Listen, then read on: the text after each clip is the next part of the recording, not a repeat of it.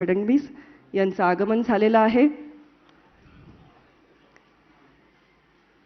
सर्व अतिथींचं शब्दसुमनांनी मनपूर्वक स्वागत। इस राजभवन के लिए आज का दिन बहुत ही भाग्यशाली है, गौरवशाली है। आज राजभवन के जलभूषण इस राज्यपाल महोदय के निवास स्थान का तथा क्रांति गाथा इस बंकर म्यूजियम का संग्रहालय का उद्घाटन यहाँ पर भारत के माननीय प्रधानमंत्री श्री नरेंद्र मोदी जी के करकमलों से संपन्न हुआ है और यहाँ पर उनके आगमन के लिए उनका बहुत बहुत स्वागत मैं शब्द सुमनों से करती हूँ।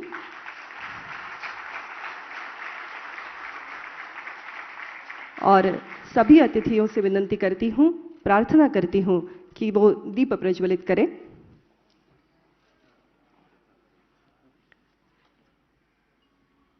देशाचे आदरणीय पंतप्रधान महोदय, महाराष्ट्र राज्याचे सन्माननीय राज्यपालजी महोदय, त्याचबरोबर महाराष्ट्र राज्याचे मुख्यमंत्री, माननीय उपमुख्यमंत्री, सर्व मान्यवरांना विनंती आहे की आपण दीप प्रज्वलन सोहळ्यात सहभागी व्हावं। दीपेन लोकान् जयति दीपस्तेजमयो स्मृतः चतुर्वर्गप्रदो दीपः तस्मात् दीपैः अर्जयेत् श्रिये दीपैः अर्जयेत् श्रिये।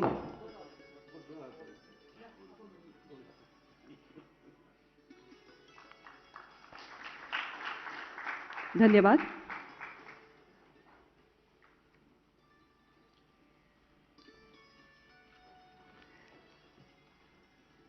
आजचा दिवस आपणा सगळ्यांसाठी अतिशय खास आहे, भाग्यशाली आहे आणि मराठीत म्हणतात त्याप्रमाणे साधू संत येती घरा तोची दिवाळी दसरा असे उत्सवी भाव माननीय पंतप्रधान महोदयांच्या आगमनाने आपल्या सगळ्यांच्या मनात आहेत।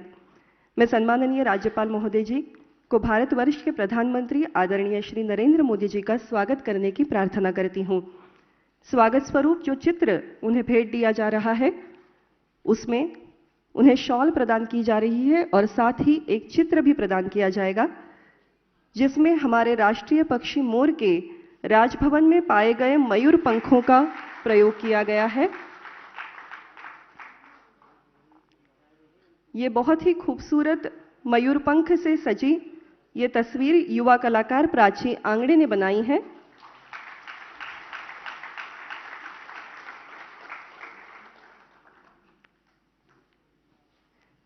धन्यवाद। मी प्रधान सचिव संतोष कुमार जी यांना विनंती करते की त्यांनी या प्रगतिशील महाराष्ट्राचं नेतृत्व करणारे महाराष्ट्र राज्याचे आदरणीय मुख्यमंत्री श्री उद्धवजी ठाकरे यांचं स्वागत करावं।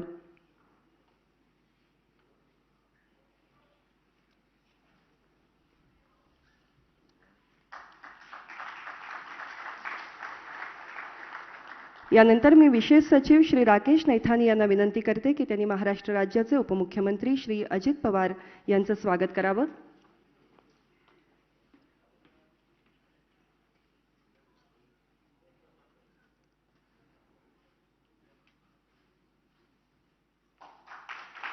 प्रधान सचिव संतोष कुमार जी यांना विनंती करते की त्यांनी महाराष्ट्र राज्याचे सार्वजनिक बांधकाम मंत्री श्री अशोकजी चव्हाण यांचं स्वागत करावं।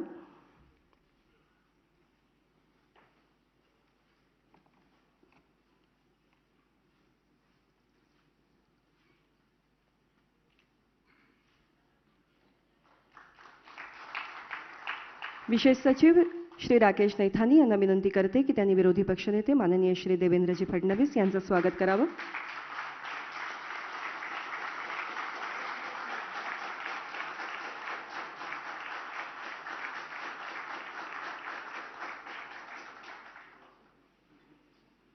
धन्यवाद। स्वतंत्रता का अमृत महोत्सव मनाया जा रहा है। इस अवसर पर यह हमारा कर्तव्य है कि हम उन सभी को याद करें जिन्होंने स्वतंत्रता के लिए प्रदीर्घ संघर्ष में योगदान दिया, जिसमें सशस्त्र क्रांतिकारी अग्रिम हैं। क्रांतिकारी कैसे होते हैं? मनस्वी म्रियते कामम कार्पण्यम न तु गच्छति अपि निर्वाण मायाति नानलो याति शीतताम। देशभक्त गुलामी के अपमान को सहन करने की अपेक्षा मृत्यु स्वीकार करता है, वो खुद मिट जाता है लेकिन क्रांति की ज्वाला को बुझने नहीं देता. अशाच भावनेने ज्यांनी देशासाठी प्राणांची आहुती दिली त्या राष्ट्रवीरांची क्रांतिगाथा मांडणाऱ्या आज ज्याचं उद्घाटन झालं आहे त्या क्रांतिगाथा दालनाची एक झलक आपण पाहणार आहोत पुढील ध्वनिचित्रफितीतून. एव्ही प्लीज.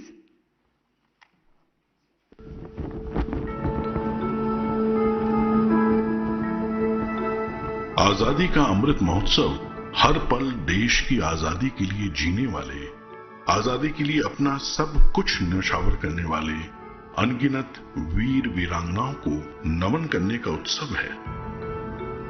भारत ने सदियों तक मातृभूमि, संस्कृति और आजादी के लिए लंबा संघर्ष किया.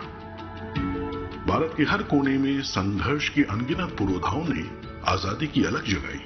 ऐसे सभी पुरोधाओं को जिनका नाम भी शायद इतिहास के तारीख में शामिल नहीं हो पाया, कृतज्ञ देश अमृत महोत्सव में स्मरण कर रहा है.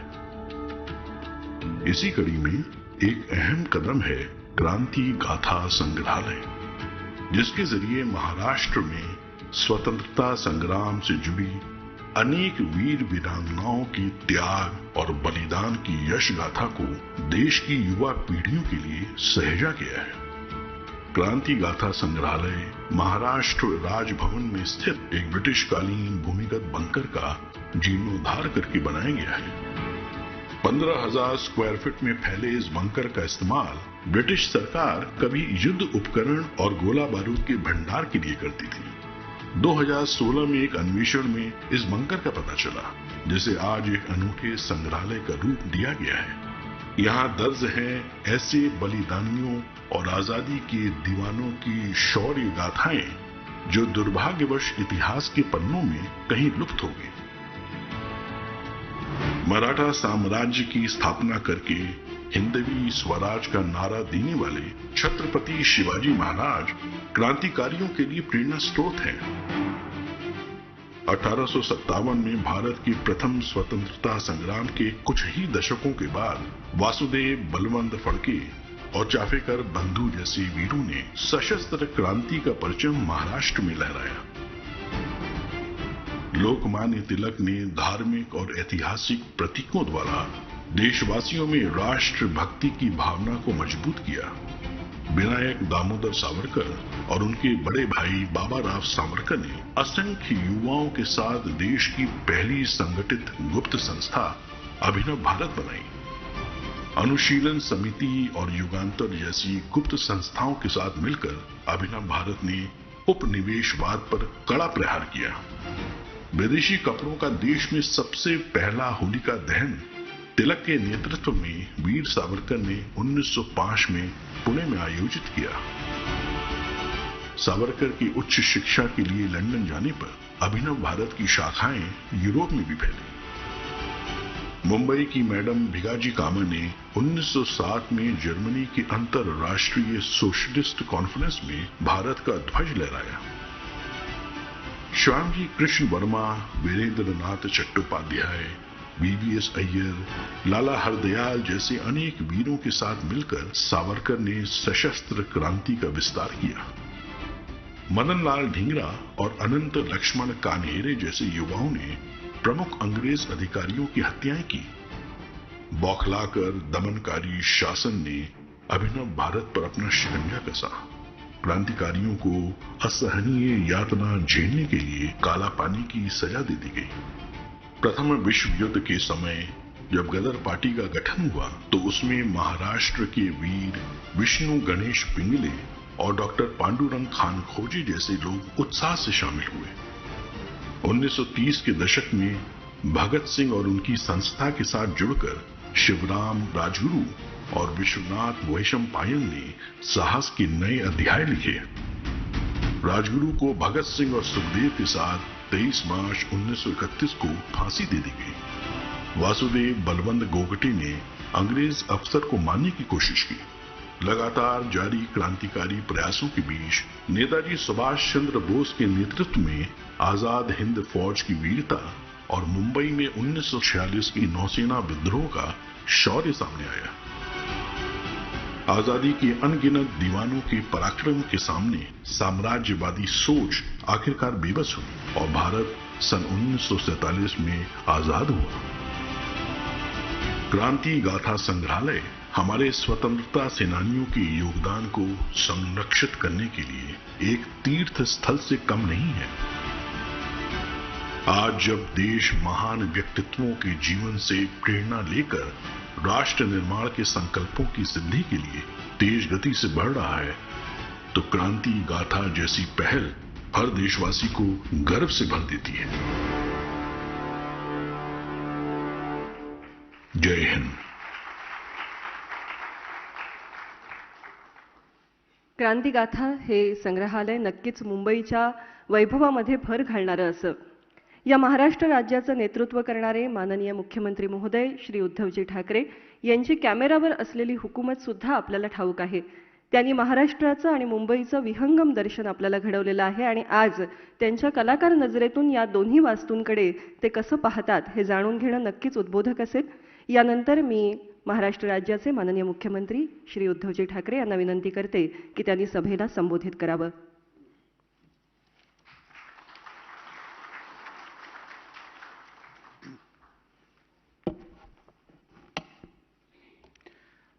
आपल्या देशाचे आदरणीय पंतप्रधान मोदीजी, महाराष्ट्राचे राज्यपाल आदरणीय कोश्यारीजी, राज्याचे उपमुख्यमंत्री आहेत, माझे मंत्रिमंडळातील सहकारी व्यासपीठावर बसलेत, समोर पण बसलेत, आणि राज्याचे विरोधी पक्षनेते देवेंद्रजी, उपस्थित मान्यवर बांधवांनो आणि भगिनींनो,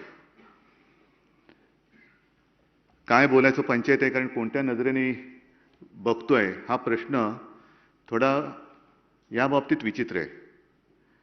कारण ज्या एका कार्यक्रमासाठी आपण जमलेलो आहोत, एक 2-3 महिन्यापूर्वीच ह्या दरबार हॉलचं लोकार्पण झालं। आपल्या देशाचे आदरणीय राष्ट्रपतीजी तेव्हा आले होते, आज स्वतः माननीय पंतप्रधान आलेले आहेत। एक गोष्ट नक्की की आपल्या स्वातंत्र्याचा अमृत महोत्सव आपण साजरा करत असताना क्रांती गाथा ह्या दालनाचं उद्घाटन आणि लोकार्पण मोदीजी आपके हाथों से हुआ, एक मोठा योगायोग म्हणण्यापेक्षा खूप चांगला मुहूर्त आहे। आणि मी कोणत्या नजरेने पाहायचं हे एवढ्यासाठी म्हटलं की आपण नेहमी काही गोष्टी ऐकत आलो की दिव्यत्वाची जेथे प्रचिती तेथे कर माझे जुळती। बोलायचं काय, जे स्वातंत्र्य आपण उपभोगतो आहोत ते मिळवण्यासाठी किती जणांनी आपल्या घरादारावरती निखारे ठेवले, किती जणांनी त्याच्यासाठी बलिदान केलं, किती जणांनी मरणप्राय यातना सोसल्या। आणि एक क्षणभर विचार असा येतो की जर का हे घडलं नसतं तर आपण इथे येऊ शकलो असतो का? हे स्वातंत्र्य जे काय आपण स्वातंत्र्य म्हणून उपभोगण्याची वस्तू आहे, नुसती स्वातंत्र्य मिळालंय, पण ते स्वातंत्र्य कोणी आपल्याला आंदण नाही दिलं, ते स्वातंत्र्य आपल्याला लढून मिळवावं लागलं। आणि तो इतिहास नुसता जतन नाही तर जिवंत करणं हे आपलं काम आहे।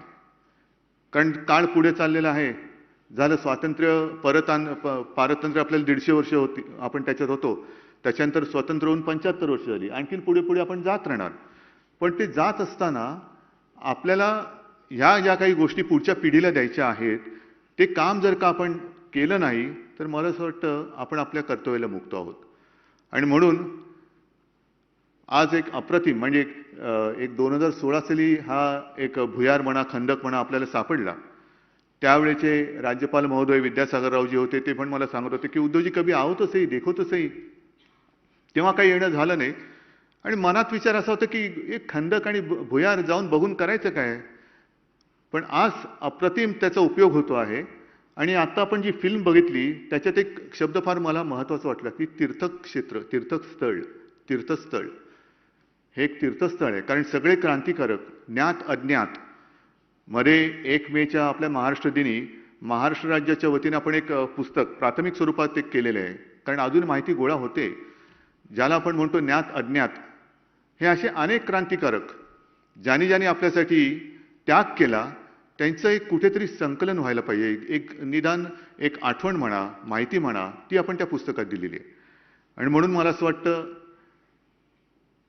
की नुसतं बोलत बसण्यापेक्षा ह्या क्रांतिकारकांनी आपल्यासाठी ज्या ज्या काही गोष्टी केलेल्या आहेत, त्याग केलेला आहे, त्याच्यापैकी एक जरी काही कण आपण आपल्या देशासाठी करू शकलो तर मला वाटतं की त्यांचे जे काही त्याग आणि बलिदान त्यांनी केले ते कृतार्थ होतील. बाकी या वास्तूचं जसं नूतनीकरण झालं तसंच जलभूषण जिकडे आपले राज्यपाल महोदयांचं निवासस्थान आहे, बहुत बड़ा अच्छा मकान बना है आप. एक्सचेंज करणार नाही, पण ते मी बघितलं आणि मनापासून सांगतो की काळ बदलत असला तरी हा सगळा जो ही जी सगळी या परिसरातले वास्तू आहेत त्या इतिहासाच्या पाऊलखुणा आणि एक वारसा जपणारे आहेत. त्याला कुठेही धक्का न लावता त्याचं नूतनीकरण करणं, आधुनिकीकरण करणं आणि ते सुद्धा आत्ताच्या काळाला जे काही तंत्रज्ञान उपलब्ध आहे त्याचा वापर करून करणं हे खूप मोठं काम आहे. आणि कलात्मक नजरेने पाहिलं तर एकही कानाकोपरा असा नाहीये की जिकडे असं काहीतरी विचित्र घडलेलं आहे. प्रत्येक कण जर बघाल, प्रत्येक हा सुद्धा हॉल आणि ते सुद्धा प्रत्येक ठिकाणी अत्यंत कलात्मक नजरेतून त्याचं एक नूतनीकरण केलेलं आहे. म्हणून मी सर्वांना धन्यवाद देतो आणि मला या दालनाच्या उद्घाटन प्रसंगी उपस्थित राहण्याचं भाग्य मिळालं. हे खूप मोठं एक माझ्या आयुष्यातलं जे काही क्षण सार्थकी लागतात म्हणतात त्यातला हा एक क्षण आहे. मी पुन्हा एकदा सगळ्यांना धन्यवाद देतो आणि माननीय पंतप्रधान सुद्धा धन्यवाद देतो की तुम्ही तुमच्या व्यस्त कार्यक्रमातून खास करून इथे आलात. आपल्याला धन्यवाद. राज्यपाल महोदयजी, पुन्हा एकदा तुमचं सगळ्यांचं अभिनंदन. अशोकरावांचं पण अभिनंदन, कारण त्यांच्या खात्याने हे नूतनीकरण केलेलं आहे. धन्यवाद. जय हिंद, जय महाराष्ट्र.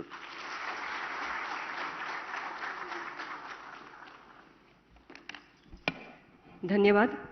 क्रांतिगाथा आधुनिक तीर्थक्षेत्र असा उल्लेख माननीय मुख्यमंत्री महोदयांनी केला. हे तीर्थक्षेत्र ज्यांच्या कार्यकाळामध्ये संपन्न झालं असे महाराष्ट्र राज्याचे माननीय राज्यपाल महोदय श्री भगतसिंहजी कोश्यारी. भारतीय इतिहास संस्कृति इनसे उनका व्यासंगी अभ्यास हम सभी सर्वविदित है और स्वयं शिक्षक होने के नाते ज्ञान की शक्ति को, प्रबोधन की शक्ति को वो जानते हैं और इसीलिए इस क्रांति गाथा का निर्माण उनकी प्रोत्साहना पर हुआ है. मैं आदरणीय राज्यपाल महोदय जी से विनती करती हूँ कि वो सभा को संबोधित करें.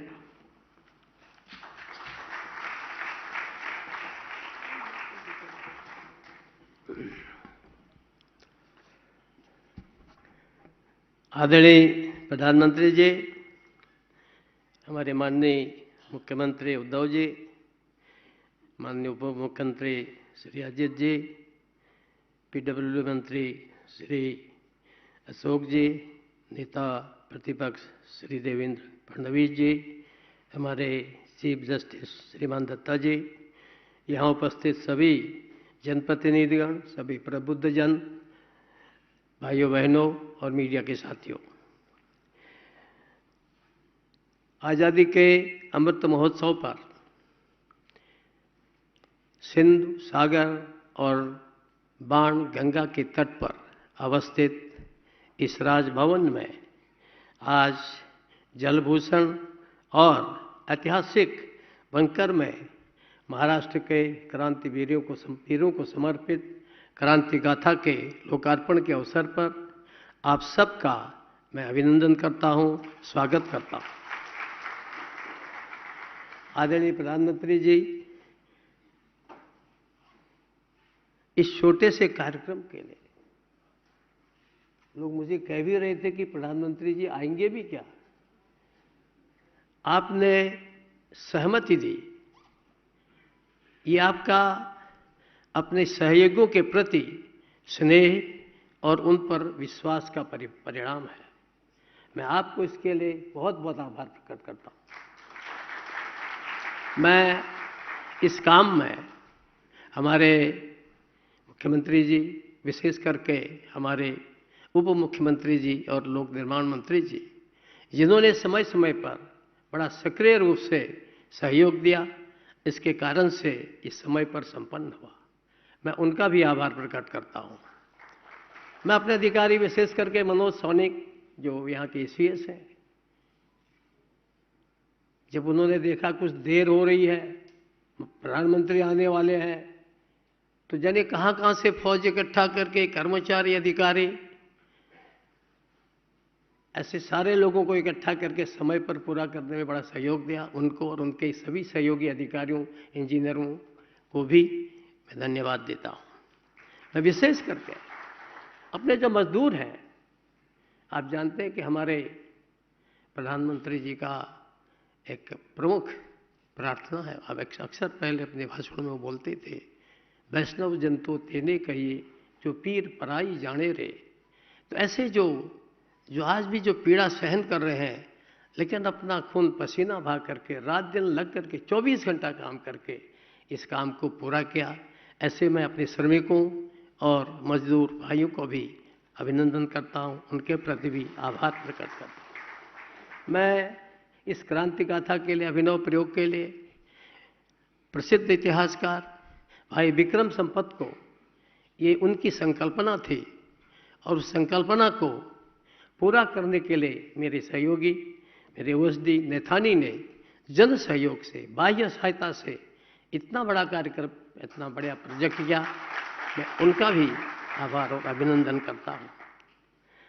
मैं इस प्राचीन मंदिर को एक अच्छा स्वरूप देने के लिए भी विशेष करके जन सहयोग से, बाह्य सहायता से हमारे नैथानी ने प्रयोग किया, उसके लिए भी उन्हें धन्यवाद है। अभी हम सब लोग शीघ्र ही यहाँ पर जन सहयोग से 500 किलोवाट की solar water power green hydrogen ये नया प्रयोग कर रहे हैं। मुझे लगता है कि प्रधानमंत्री जी के आशीर्वाद से वो भी सफल होगा। राजभवन में प्रतिदिन 100 से भी अधिक आगंतुक आते हैं। यहाँ पर देश विदेश से, विदेशों के भी राज्याध्यक्ष, प्रधानमंत्री और एम्बेसडर और कंसल जनरल तो अक्सर लगभग हर हफ्ते ही आते रहते हैं और उन लोगों को उत्सुकता रहती है देखने की राजभवन को, इसके माध्यम से प्रदेश को जानने की उनकी उत्सुकता रहती है। और ऐसे में उनके लिए जहाँ ये हमारा क्रांति गाथा गैलरी प्रेरणादायी होगी, वहीं यहाँ पर पहले मोर पलते थे। एक दिन मेरे पीआरओ ने कहा, सर यहाँ मोर थे, यहाँ कुत्ते आते हैं, बिल्ली आते हैं, सब खा गए।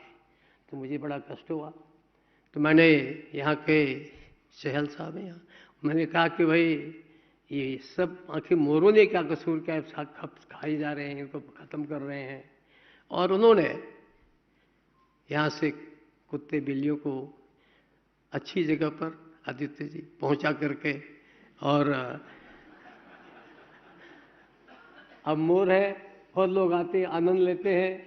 और एक प्रकार से मेरी कोशिश है कि ये राजभवन केवल राजभवन न रहे, ये लोक भवन रहे, यहाँ जनता आए, मेरी कोशिश है। मैंने पूरे आदरणीय प्रधानमंत्री जी, पूरे कोविड काल में भी मेरे डॉक्टर, मेरे साथी मुझे कहते थे, अरे राज्यपाल जी क्यों कर रहे हो, क्यों लोगों को समय दे रहे हो। मैंने पूरे कोविड काल में, हमारे विधानसभा अध्यक्ष नरहरि जी बैठे हैं, उस कोविड काल में भी ये अपने ट्राइबल सारे पार्टियों के एमएलए को ला करके उनकी समस्या सुलझाने के लिए और उनकी बातों को कहने के लिए मेरे पास आए। मुझे अच्छा लगा। ऐसा संवाद रहता है तो निश्चित रूप से उससे समाज आगे बढ़ता है, समस्याएं हल होती हैं। मेरी ये कोशिश है कि इसमें से हम किस प्रकार से इस राजभवन को जनोपयोगी बना सकें, ऐसी मेरी कोशिश रही है। मैं कोई बहुत काम के बारे में प्रधानमंत्री जी बोलूँगा नहीं, लेकिन यह कि एक विश्वविद्यालयों के चांसलर के नाते मैंने जब शुरू में कार्यक्रम अटेंड किए, कन्वोकेशन अटेंड किए, तो जहाँ देखा वहाँ इंग्लिश में संचालन हो रहा है, वहाँ महाराष्ट्र के राज्य वो है बिजी है, मराठी भाषी हैं, अंग्रेजी में बोल रहे हैं।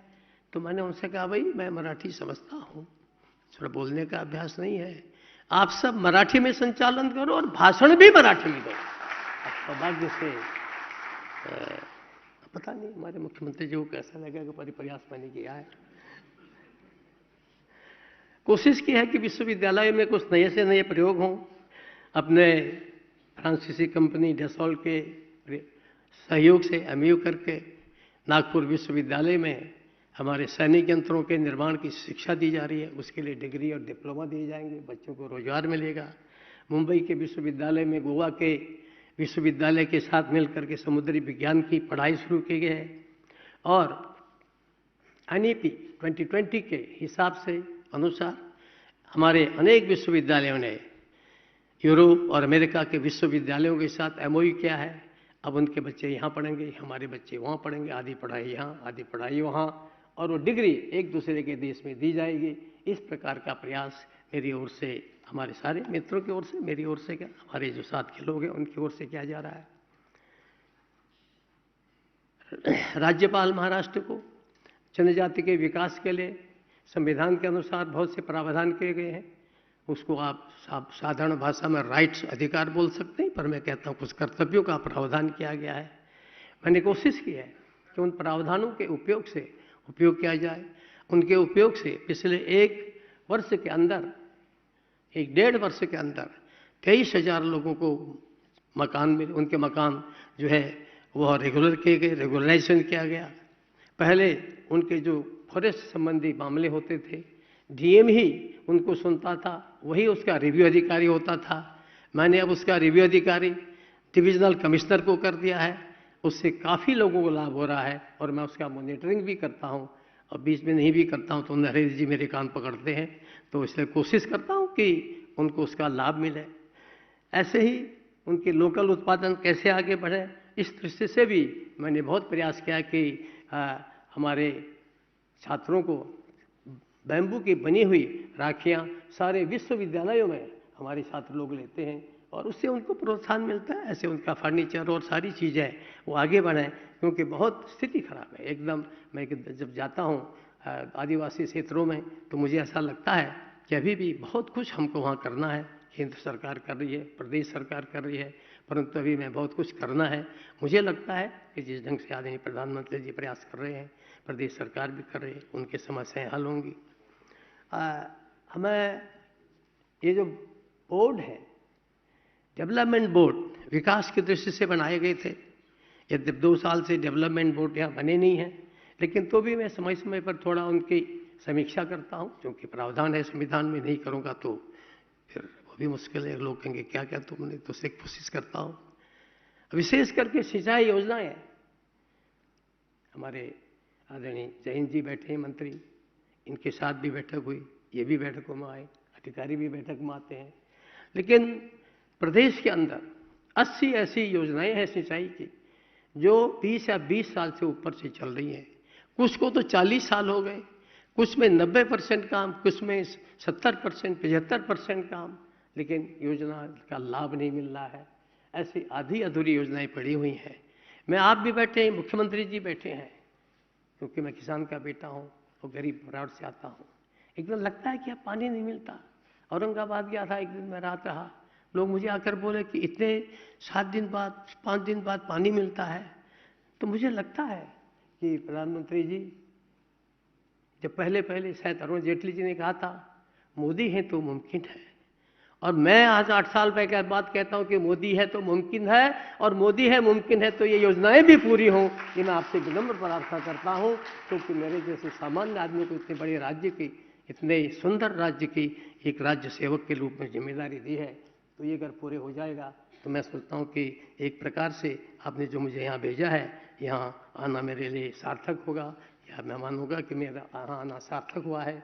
ऐसी बहुत सी बातें हैं, मैं उन पर नहीं जाऊंगा, क्योंकि हम सब आदरणीय प्रधानमंत्री जी को सुनने आए हैं। मेरा प्रयास है कि आज अपनी यहाँ की सरकार से मिलकर साथ में सहयोग करके हम आगे काम बढ़ाएं। क्योंकि एक बात और ज़रूर आप लोगों से कहूँगा, मेरी यहाँ आने की बहुत इच्छा नहीं थी। मैं चाह रहा था कि मैं अब आराम करूँ, उम्र हो गया, अभी भी कहा मैंने प्रधानमंत्री, मैं बूढ़ा हो गया हूँ। लेकिन ये प्रेम और स्नेह में, यहाँ पर बहुत से अधिकारी बैठते हैं, डंडे की भी अपना स्थान है, डंडा नहीं लगाओगे तो अपराधी तो सिर पर चढ़ जाएंगे। लेकिन स्नेह और प्रेम और विश्वास, ये बड़ी ताकत है। ये उनका विश्वास और स्नेह था कि मैं यहाँ आया। मुझे लोग कहते हैं कोश्यारी जी आपको महाराष्ट्र कैसा लगता है? मैं कहता हूँ कि मुझे महाराष्ट्र एकदम अपने हिमालय सा लगता है, उत्तराखंड सा लगता है। एक ही बात है, जब मुझे उत्तराखंड में जाता हूँ सब कुछ है, लेकिन वहाँ समुद्र नहीं है, सागर नहीं है। यहाँ भी सब कुछ है मगर हिमालय नहीं है। लेकिन तो भी इतना सुंदर प्रदेश है। मुझे लगता है आपने अपने प्रारंभिक जीवन में सामाजिक राजनीतिक जीवन का कार्य यहाँ महाराष्ट्र से शुरू किया और मुझे संध्या काल में आपने जीवन के यहाँ भेजा है। आपका आशीर्वाद से ये महाराष्ट्र आगे बढ़े, देश में उन्नति हो, विशेष करके यहाँ से गरीब और किसान ये आगे सुखी हों, ये आपके माध्यम से हो ही रहे हैं और आगे तेज गति से हों, ऐसी मेरी प्रार्थना है। आप यहाँ आए, फिर से आप सबका बहुत बहुत आभार, बहुत बहुत धन्यवाद।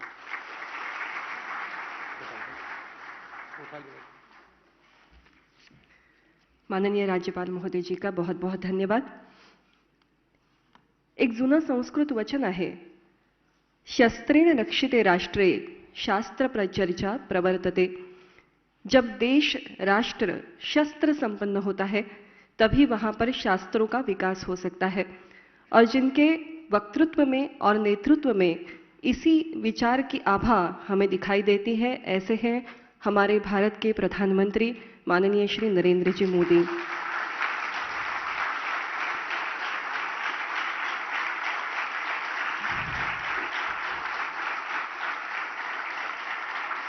और आज ये सौभाग्य की बात है कि उनके करकमलों से क्रांती गाथा, इस क्रांतिकारक दालन का उद्घाटन हो रहा है। त्यांच्या शुभ हस्ते क्रांतिगाथा या दालनाचं उद्घाटन होणं ही खरोखरच आपणा सगळ्यांसाठी सौभाग्याची गोष्ट आहे। त्यांचं इथे झालेलं आगमन आपणा सगळ्यांचा उत्साह आनंद वाढवणारं असं। यानंतर मी भारत देशाचे माननीय प्रधानमंत्री पंतप्रधान श्री नरेंद्रजी मोदी यांना विनंती करते की त्यांनी सर्वांना मार्गदर्शन करावं।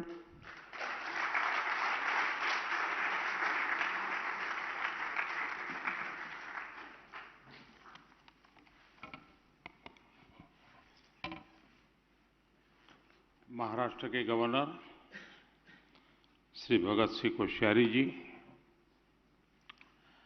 मुख्यमंत्री श्री उद्धव ठाकरे जी, उप मुख्यमंत्री श्री अजित पवार जी,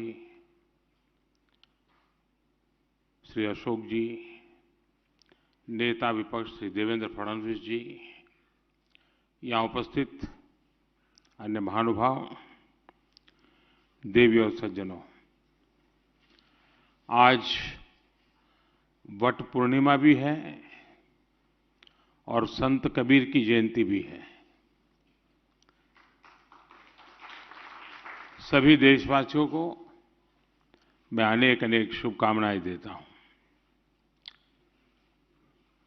एका अतिशय चांगला कार्यक्रमासाठी आपण आज सारे एकत्र आलो आहोत।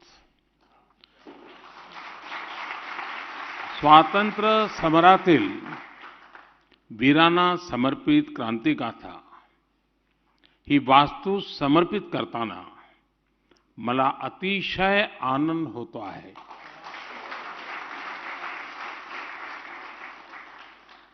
साथियों, महाराष्ट्र के राजभवन बीते दशकों में अनेक लोकतांत्रिक घटनाओं का साक्षी रहा है। ये उन संकल्पों का भी गवाह रहा है जो संविधान और राष्ट्र के हित में यहां शपथ के रूप में लिए गए। अब यहां जलभूषण भवन का और राजभवन में बनी क्रांतिवीरों की गैलरी का उद्घाटन हुआ है। मुझे राज्यपाल जी के आवास और कार्यालय के द्वार पूजन में हिस्सा लेने का अवसर मिला। ये नया भवन महाराष्ट्र की समस्त जनता के लिए, महाराष्ट्र के गवर्नेंस के लिए नई ऊर्जा देने वाला हो। और जैसा गवर्नर साहब ने कहा कि राजभवन नहीं लोक भवन है, वो सच्चे अर्थ में जनता जनार्दन के लिए एक आशा की किरण बनकर उभरेगा, ऐसा मेरा पूरा विश्वास है। और इस महत्वपूर्ण अवसर के लिए यहां के सभी बंधु बधाई के पात्र हैं। क्रांति गाथा से निर्माण से जुड़े इतिहासकार विक्रम संपत जी और दूसरे सभी साथियों को भी मैं अभिनंदन करता हूं। साथियों, मैं राजभवन में पहले भी अनेक बार आ चुका हूं। यहां कई बार रुकना भी हुआ है। मुझे खुशी है कि आपने इस भवन के इतने पुराने इतिहास को, इसके शिल्प को संजोते हुए आधुनिकता का एक स्वरूप अपनाया है। इसमें महाराष्ट्र की महान परंपरा के अनुरूप शौर्य, आस्था, आध्यात्म और स्वतंत्रता आंदोलन में स्थान की भूमिका को भी दर्शन होते हैं। यहां से वो जगह ज्यादा दूर नहीं है जहां से पूज्य बापू ने भारत छोड़ो आंदोलन की शुरुआत की थी। इस भवन ने आजादी के समय गुलामी के प्रतीक को उतरने और तिरंगों को शान से फहराते हुए देखा है। अब जो ये नया निर्माण हुआ है, आजादी के हमारे क्रांतिकारी को जो यहां स्थान मिला है, उससे राष्ट्रभक्ति के मूल्य और सशक्त होंगे। साथियों, आज का ये आयोजन इसलिए भी महत्वपूर्ण है क्योंकि देश अपनी आजादी के 75 वर्ष आजादी का अमृत महोत्सव मना रहा है। ये वो समय है जब देश की आजादी, देश के उत्थान में योगदान देने वाले हर वीर वीरांगना, हर सेनानी, हर महान व्यक्तित्व, उनको याद करने का ये वक्त है। महाराष्ट्र ने तो अनेक क्षेत्रों में देश को प्रेरित किया है। अगर हम सामाजिक क्रांतियों की बात करें तो जगत गुरु श्री संत तुकाराम महाराज से लेकर बाबा साहब आम्बेडकर तक समाज सुधारकों की एक बहुत समृद्ध विरासत है। यहां आने से पहले मैं देहू में था, जहां संत तुकाराम शिला मंदिर के लोकार्पण का सौभाग्य मुझे मिला। महाराष्ट्र में संत ज्ञानेश्वर, संत नामदेव, समर्थ रामदास, संत चोखा मेला जैसे संतों ने देश को ऊर्जा दी है। अगर स्वराज की बात करें तो छत्रपति शिवाजी महाराज और छत्रपति संभाजी महाराज का जीवन आज भी हर भारतीय में राष्ट्रभक्ति की भावना को और प्रबल कर देता है।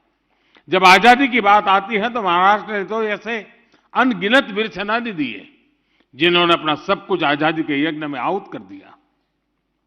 आज दरबार हॉल से मुझे समंदर का विस्तार दिख रहा है तो हमें स्वतंत्र वीर विनायक दामोदर सावरकर जी की वीरता का स्मरण आता है। उन्होंने कैसे हर यातना को आजादी की चेतना में बदला, वो हर पीढ़ी को प्रेरित करने वाला है। साथियों, जब हम भारत की आजादी की बात करते हैं तो जाने अनजाने उस कुछ घटनाओं तक सीमित कर देते हैं, जबकि भारत की आजादी में अनगिनत लोगों के तप और उनकी तपस्या शामिल रही है। स्थानीय स्तर पर हुई अनेक घटनाओं का सामूहिक प्रभाव राष्ट्रीय था। साधन अलग थे लेकिन संकल्प एक था। लोकमान्य तिलक ने अपने साधनों से, तो उन्हीं की प्रेरणा पाने वाले चापेकर बंधुओं ने अपने तरीके से आजादी की राह को प्रशस्त किया। वासुदेव बलवंत फड़के ने आप अपनी नौकरी छोड़कर सशस्त्र क्रांति का रास्ता अपनाया, तो वहीं मैडम भीखाजी कामा ने संपूर्णता भरे अपने जीवन का त्याग कर आजादी की अलग जगाई। हमारे आज के तिरंगे की प्रेरणा का जो स्रोत है, उस झंडे की प्रेरणा मैडम कामा और श्यामजी कृष्ण वर्मा जैसे सेनानी थे। सामाजिक, पारिवारिक, वैचारिक भूमिकाएं चाहे कोई भी रही हो, आंदोलन का स्थान चाहे देश विदेश में कहीं भी रहा हो, लक्ष्य एक था, भारत की संपूर्ण आजादी। साथियों, आजादी का जो हमारा आंदोलन था उसका स्वरूप लोकल भी था और ग्लोबल भी था। जैसे गदर पार्टी दिल से राष्ट्रीय भी थी लेकिन स्केल में ग्लोबल थी। श्यामजी कृष्ण वर्मा का इंडिया हाउस लंदन में भारतीयों का जमावड़ा का, लेकिन मिशन भारत की आजादी का था। नेताजी के नेतृत्व में आजाद हिंद सरकार भारतीय हितों के लिए समर्पित थी, लेकिन उसका दायरा ग्लोबल था। यही कारण है कि भारत के स्वतंत्र आंदोलन ने दुनिया के अनेक देशों को आजादी के आंदोलन को प्रेरित किया। लोकल से ग्लोबल की यही भावना हमारे आत्मनिर्भर भारत अभियान की भी ताकत है। भारत के लोकल को आत्मनिर्भर अभियान से राष्ट्रीय और अंतर्राष्ट्रीय स्तर की पहचान दी जा रही है। मुझे विश्वास है क्रांतिवीरों की गैलरी से यहां आने वालों को राष्ट्रीय संकल्पों को सिद्ध करने की नई प्रेरणा मिलेगी। देश के लिए कुछ कर गुजरने की भावना बढ़ेगी। साथियों, बीते 7 दशकों में महाराष्ट्र ने राष्ट्र के विकास में हमेशा से महत्वपूर्ण भूमिका निभाई है। मुंबई तो सपनों का शहर है ही है। महाराष्ट्र के ऐसे अनेक शहर हैं जो 21वीं सदी में देश के ग्रोथ सेंटर होने वाले हैं। इसी सोच के साथ एक तरफ मुंबई के इंफ्रास्ट्रक्चर को आधुनिक बनाया जा रहा है, तो साथ ही बाकी शहरों में भी आधुनिक सुविधाएं बढ़ाई जा रही हैं। आज जब हम मुंबई लोकल में होते हैं, अभूतपूर्व सुधार को देखते हैं, जब अनेक शहरों में मेट्रो नेटवर्क के विस्तार को देखते हैं, जब महाराष्ट्र के कोने कोने को आधुनिक नेशनल हाईवे से जुड़ते हुए देखते हैं, तो विकास के सकारात्मकता का एहसास होता है। हम सभी ये भी देख रहे हैं कि विकास की यात्रा में पीछे रह गए आदिवासी जिलों में भी आज विकास की नई आकांक्षा जागृत हुई है। साथियों, आजादी के इस अमृत काल में हम सभी को ये सुनिश्चित करना है कि हम जो भी काम कर रहे हैं, जो भी हमारी भूमिका है, वो हमारे राष्ट्रीय संकल्पों को मजबूत करें। यही भारत के तेज विकास का रास्ता है। इसलिए राष्ट्र के विकास में सबका प्रयास के आह्वान को मैं फिर दोहराना चाहता हूं। हमें एक राष्ट्र के रूप में परस्पर सहयोग और सहकार की भावना के साथ आगे बढ़ना है, एक दूसरे को बल देना है। इसी भावना के साथ एक बार फिर जल भूषण भवन को और क्रांतिवीरों की गैलरी के लिए भी मैं सबको बधाई देता हूं। और अब देखें, शायद दुनिया के लोग हमारी मजाक करेंगे कि राजभवन 75 साल से यहां गतिविधि चल रही है, लेकिन नीचे बंकर है वो 7 दशक तक किसी को पता नहीं चला। यानी हम कितने उदासीन हैं, हमारी अपनी विरासत के लिए कितने उदासीन है। खोज खोज कर हमारे इतिहास के पन्नों को समझना देश को इस दिशा में आजादी का अमृत महोत्सव एक कारण बने। मुझे याद है, अभी हमने भी श्यामजी कृष्ण वर्मा का चित्र में भी देखा। आप हैरान होंगे हमने किस प्रकार से देश में निर्णय किए हैं। श्यामजी कृष्ण वर्मा को लोकमान्य तिलक जी ने चिट्ठी लिखी थी और उनको कहा था कि मैं स्वातंत्र वीर सावरकर जैसे एक होनहार नौजवान को भेज रहा हूं, उसके रहने पढ़ने के प्रबंध में जरा आप मदद कीजिए। श्यामजी कृष्ण वर्मा वो व्यक्तित्व थे।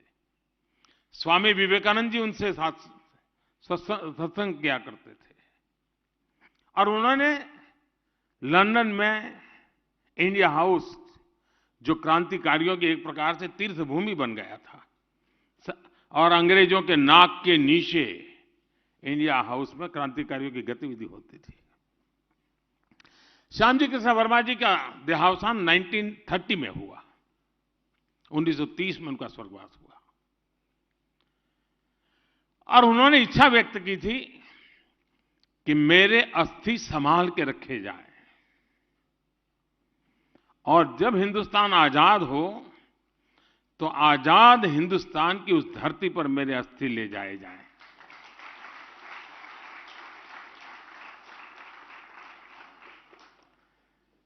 उन्नीस 1930 की घटना 100 साल होने को आए हैं, सुनकर के आपके भी रोंगटे खड़े हो रहे हैं।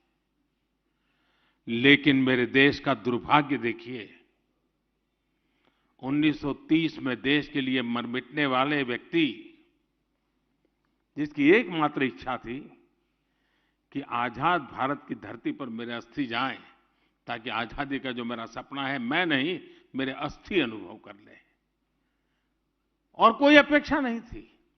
15 अगस्त 1947 के दूसरे दिन ये काम होना चाहिए था कि नहीं होना चाहिए था? नहीं हुआ। और शायद ईश्वर की ही कोई संकेत होगा। 2003 में 73 साल के बाद उन अस्थियों को हिंदुस्तान लाने का सौभाग्य मुझे मिला।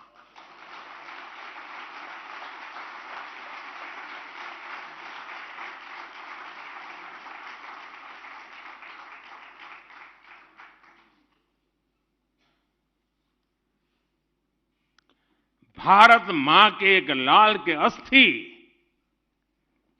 इंतजार करते रहे दोस्तों, जिसको कंधे पर उठा करके मिलाने का मुझे सौभाग्य मिला। और यही मुंबई के एयरपोर्ट पर मैं लाकर के उतरा था यहां, और यहां से वीरांजलि यात्रा लेकर के मैं गुजरात गया था। और कच्छ मांडवी उनका जन्म स्थान, वहां आज वैसा ही इंडिया हाउस बनाया है जैसा लंदन में था।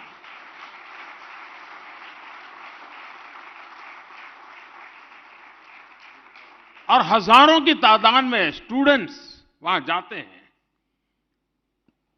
क्रांतिवीरों की इस गाथा को अनुभव करते हैं। मुझे विश्वास है कि आज जो बंकर किसी को पता तक नहीं था, जिस बंकर के अंदर वो सामान रखा गया था जो कभी हिंदुस्तान के क्रांतिकारियों की जान लेने के लिए काम आने वाला था, उसी बंकर में आज मेरे क्रांतिकारियों का नाम।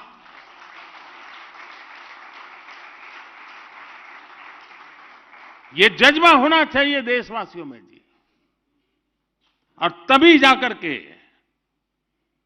देश की युवा पीढ़ी को प्रेरणा मिलती है। और इसलिए राजभवन का ये प्रयास बहुत ही अभिनंदनीय है। मैं खास करके शिक्षा विभाग के लोगों से आग्रह करूंगा कि हमारे स्टूडेंट्स को हम वहां तो ले जाते हैं, साल में एक बार टूर, 2 बार टूर करेंगे तो कोई बड़े बड़े पिकनिक प्लेस पर ले जाएंगे। थोड़ी आदत बना दें, कभी अंडमान निकोबार जाकर के उस जेल को देखें जहां वीर सावरकर ने अपनी जवानी खपाई थी। कभी इस बंकर में आकर के देखें कि कैसे कैसे वीर पुरुषों ने देश के लिए अपना जीवन खपा दिया था। अनगिनत लोगों ने इस आजादी के लिए जंग किया है। और ये देश ऐसा है,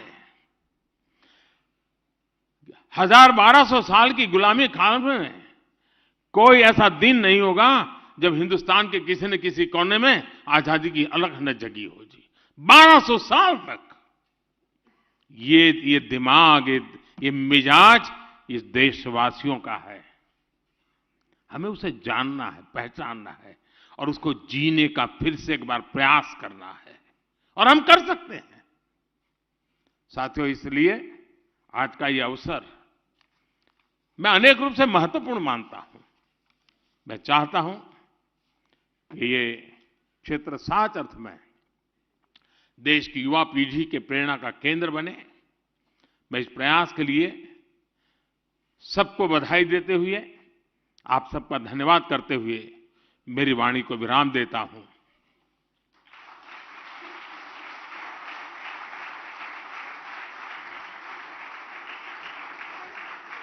भारत देश के प्रधानमंत्री माननीय श्री नरेंद्र जी मोदी जी का हार्दिक हार्दिक आभार।